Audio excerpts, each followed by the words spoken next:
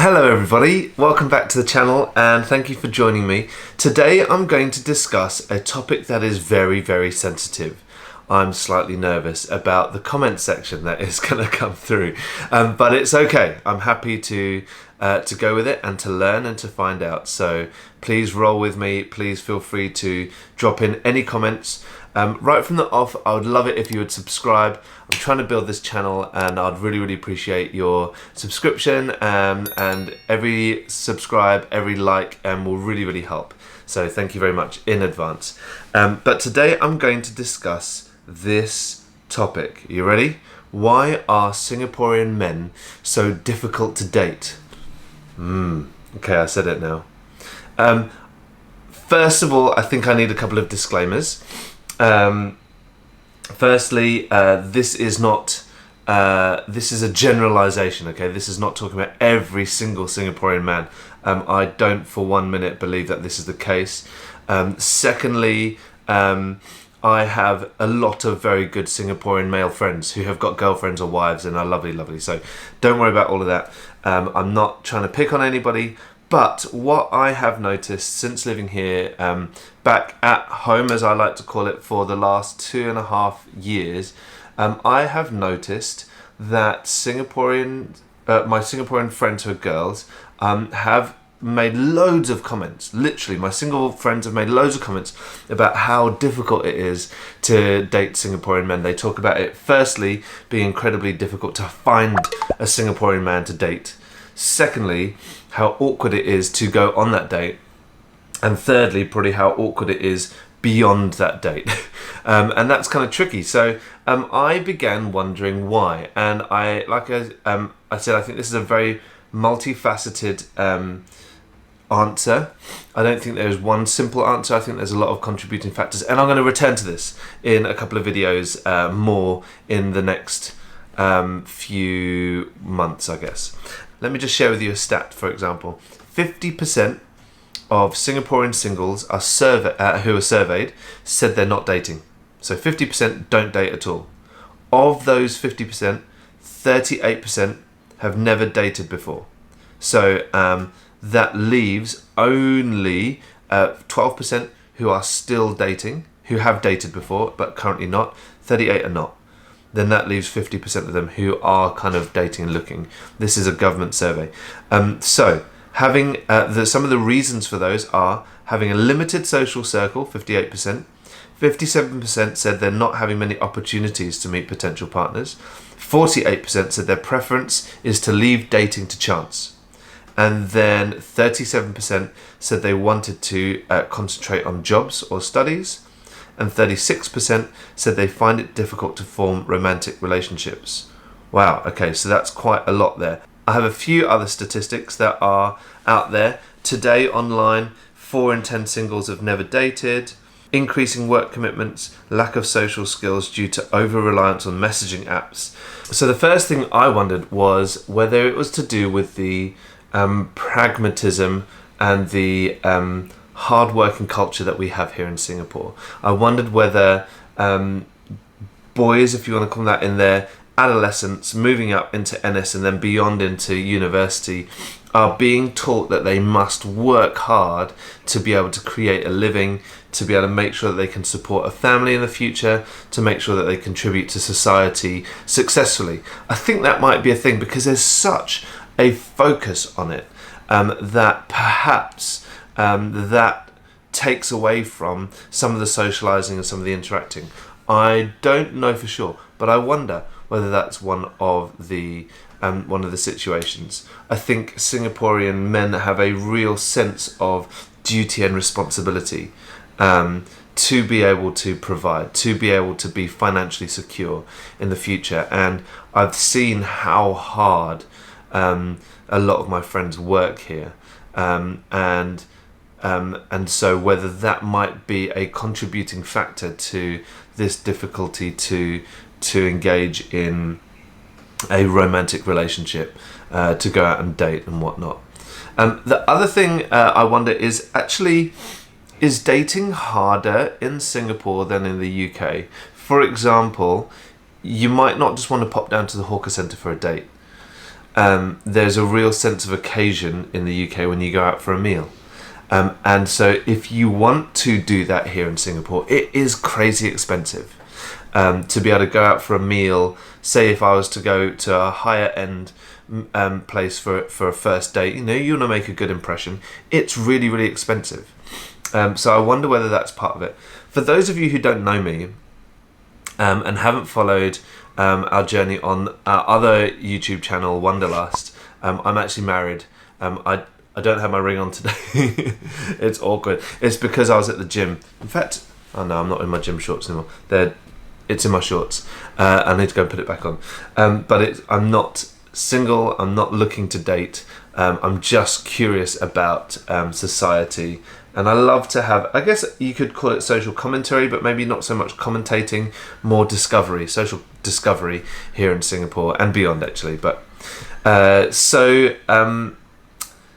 yes, if I was to go out for a first date, I think it would be really, really expensive here in Singapore. I think there are cheap options, and maybe it's a great idea to drop in some of your cheap date options down below. I personally, maybe it's because I'm getting old, but I don't know what I'll do on a first date. Probably look at a nature park, or I would maybe look to go hire out a one of those bikes, the ones where you can sit next to each other and pedal, over at East Coast Park.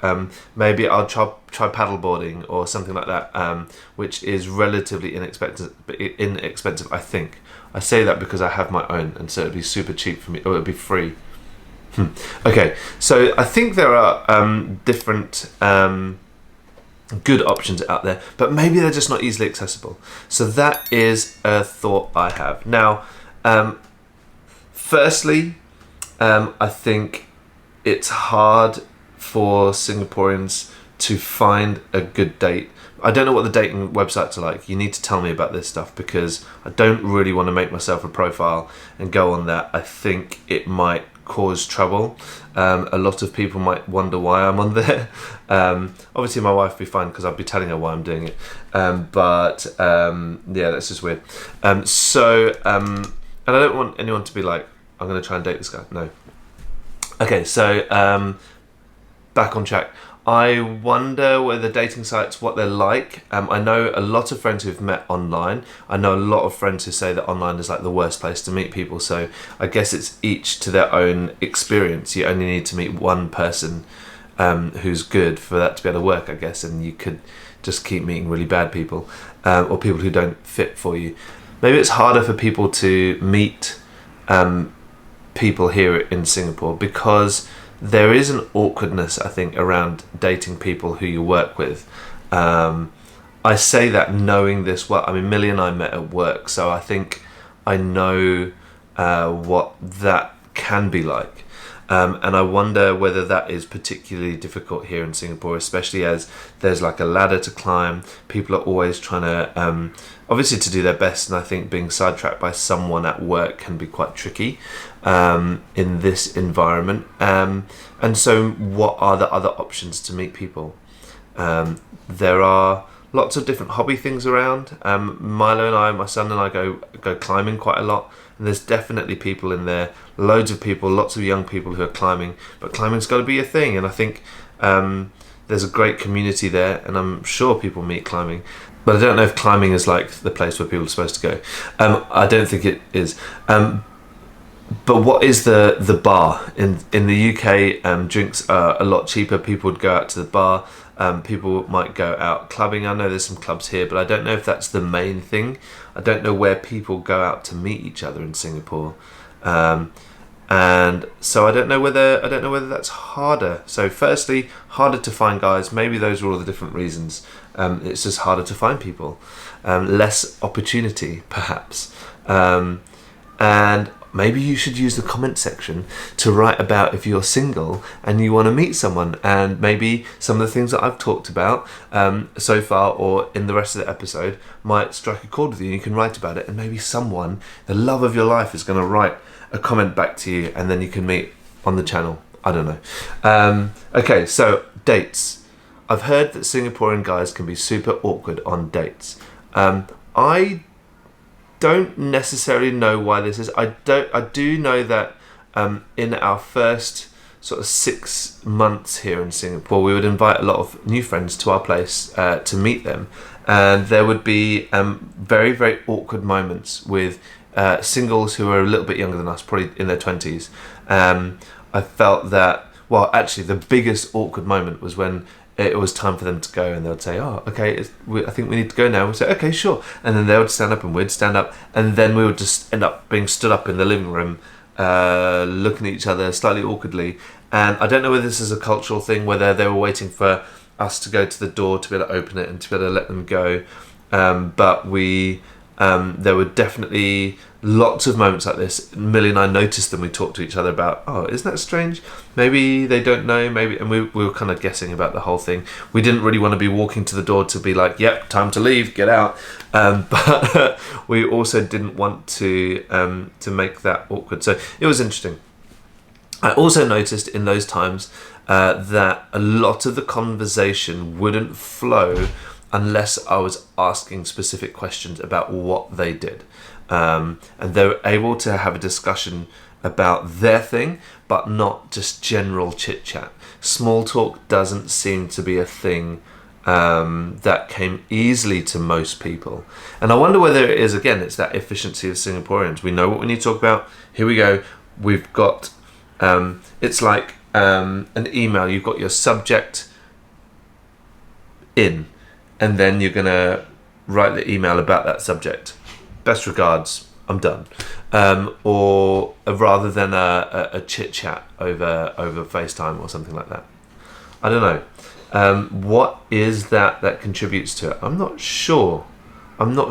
Maybe you could help. Maybe you could give me a few more ideas. Drop them in the comments below for the next couple of conversations I'm going to have about this. So we noticed that was a tricky thing to have an easy conversation, and I wonder if in a date situation that would be particularly hard, because in a date you don't just want to hear about what someone does at work, you want to get to know them. Definitely in the West, in the UK, there's a lot more, I'd say there's a lot more about who you are and who you feel and defining you as an individual, whereas here there's a lot more of a societal big thing. You look at here the being a part of society is a lot more of the focus, I think, than being an individual in society. And so I wonder whether there's a bit more of that as well. Not to say that people are not interesting here, they definitely are. But I think the focus, and so it is wider, and so it's more difficult to be able to let in and share a bit more about yourself. I think on that note, actually, culturally, men in Singapore appear to be a little bit more closed off, particularly to their emotions, how they feel about stuff. Again, just as a general broad sweep of the brush. And so perhaps that contributes again to the difficulty in a date situation, and it requires maybe a second, third, fourth date to be able to start being more comfortable to be able to have those conversations. I've also noticed that one of the reasons that was cited in the government survey I mentioned earlier was that a lot of singles feel like they don't have the social awareness to be able to chat. They have so relied on chatting on Telegram, WhatsApp, any different social media platform, and finding it difficult then to be able to make a connection face to face. And I see this as becoming a bit more of an issue as we go on, because, I mean, you go on the MRT and everybody's on devices. Kids are on devices. My kids love reading, and so regularly we'll ask them to bring a book for the MRT. And if they're sat there reading their book, without fail, they will have someone come and say to them, wow, it's so good that you're reading. Or I love that you're reading a book. Or wow. I don't know, there'll just be always comments about the kids reading a book and not being on a phone. If you look in the hawker centre, look around. What are the kids doing when they're not eating? Or even while they're eating, they're on your phones. They're on their phones, they're on the parent phones, they're on iPads, they're all on devices. And I wonder whether we are losing that personal connection. And so I think that might be a contributing factor, and I think that could be a contributing factor to an even more tricky time moving forwards from now. Okay, I think I'm going to wrap it up there. Thank you so much for listening to my thoughts and my ramblings, and for interacting. Like I said, I'm going to create a couple more of videos on this. I have some more ideas as to what it might be, some more specific ideas, but I'd love to get your thoughts first. One of the things I've noticed on my previous videos is that I've learned so much from you and your comments, and all of your different opinions. Some opinions are vastly different to each other, and I'm loving listening and reading and taking it all in. So please do comment, and let's see what the future content has, and I hope that you will find some conclusions or maybe some more interesting thoughts on this. If you're dating right now, or looking to date, good luck. Be confident in yourself. I have noticed that the people who I have met who are struggling to date, they are lovely, lovely people. They're wonderful people out there. So be confident in who you are, if that makes any difference to you. And please do share your experiences in the comments below. Thank you so much. See you next time.